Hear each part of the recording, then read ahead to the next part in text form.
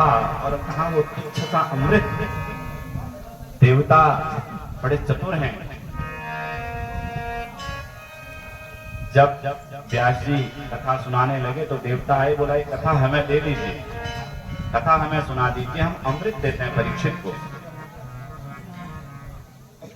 तब उन्होंने कहा कहाँ अमृत तुच्छ सा जो केवल अमर कर सकता है, लेकिन ये कथा मैं मुक्त कर सकता, मोक्ष प्रदान करने वाली कथा का हम प्रतिदिन श्रवण कर रहे हैं, हमारा महत् सौभाग्य है। और जो ये सत्संगति है ये बड़ी दुर्लभ है,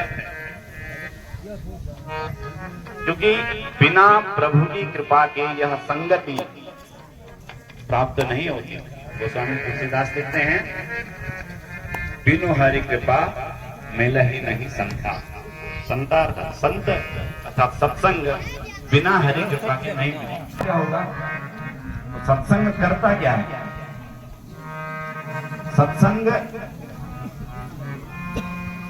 जिस प्रकार एक कीड़ा, पुष्प में रहने वाला कीड़ा, पुष्प के रस का आस्वादन करने वाला कीड़ा, छोटा सा,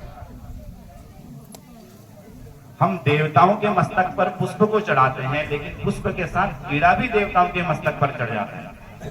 कारण क्या है? पुष्प की संगति। कीटो किसुमनः संगात आरोहति सतां शिरः अस्माभि आदि देवत्व महद्भिः सुप्रतिष्ठितम्। जैसे एक कीड़ा सूक्ष्म, जिसको पता ही नहीं है कि मैं कहाँ हूं, किस गति में हूं, उसको बोध ही नहीं है, उसके अंदर विवेक नहीं है, बुद्धि नहीं है, ऐसा एक सूक्ष्मतम जीव कीड़ा, कीट, पुष्प की संगति के कारण देवताओं के मस्तक पर चढ़ने का उसे सौभाग्य प्राप्त हो रहा है। तो वैसे ही यह सत्संगति व्यास जी के द्वारा जो हमें कथा सुनाई जा रही है, जो सत्संग हम लोगों को यहाँ पर मिल रहा है, यह सत्संग हमें महान पद को प्राप्त करने का अवसर प्रदान करता है, उस भगवत प्राप्ति का अवसर प्रदान करता है। जैसे एक पात्र होता है, उस पात्र में जब हमें जल भरना होता है, उसको स्वच्छ करते हैं, उसको धोते हैं, उसकी गंदगी को साफ करते हैं, फिर उसमें निर्मल जल भरते हैं। तो उसी प्रकार हमारा जो ये पात्र है, शरीर, और इसमें बैठा हुआ जो परमात्मा तत्व है, आत्मा, वो परमात्मा से ही पृथक हुआ है और वो जाति से परमात्मा ही में विलीन हो जाना है। तो उस आत्म तत्व को परमात्मा तत्व चिता का निर्माण किया और जो भी कर था वो चांडाल के निमित्त रख भी दिया। ये विंध्य पर्वत में उस बट वृक्ष में बैठा हुआ सुमति नाम का पक्षी जो है, जैमिनी जी को बता रहा है, ये ब्राह्मण देवता राजा हरिश्चंद्र ने अपने पुत्र के लिए भी चिता का निर्माण किया। जो अंतिम पद्धति होती है संस्कार की, पिंडदान इत्यादि भी किया। और आज स्वयं राजा जो है अपनी पत्नी सहित चिता में बैठने का निश्चय करता है।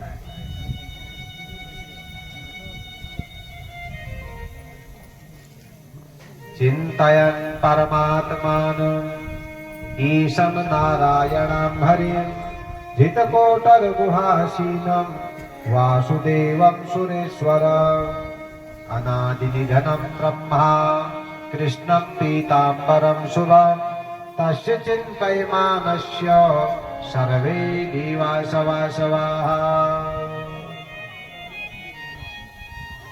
तो सज्जनों, उस समय राजा हरिश्चंद्र पुत्र के लिए चिता का भी निर्माण करते हैं।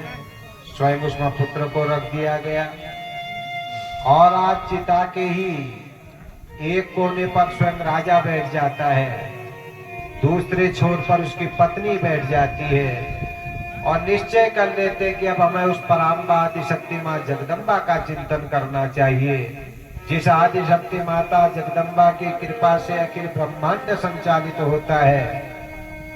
उसी माँ जो मणिद्वीपाधिवासिनी है, ब्रह्मा विष्णु महेश भी जिस आदि शक्ति का चिंतन करते हैं, जिस माँ का चिंतन करते हैं, हमें भी उस मां आद्या शक्ति का ही चिंतन करना चाहिए। तो इस प्रकार आदि शक्ति का चिंतन करते हुए स्वयं चिता में बैठ जाते हैं। जो ही अग्निदान का संकल्प कर ही रहे थे तो देवताओं को भी इस दृश्य को देख करके बड़ा विस्मय हो गया। और उसी समय आकाश मार्ग से देवतागण जो हैं उस शमशान भूमि में पहुंच जाते हैं। ब्रह्मा और विष्णु भगवान भी पीतांबर वस्त्र धारण करके वहां पर पहुंचे। आगत्य सर्वे प्रोतुस्ते भो भो राजन शृणु प्रभो अयम पितामह साक्षात धर्मश्च भगवान स्वयं। देवताओं ने स्वयं राजा हरिश्चंद्र से उस समय कहा, अरे राजन, अयम पितामह भो भो राजन शृणु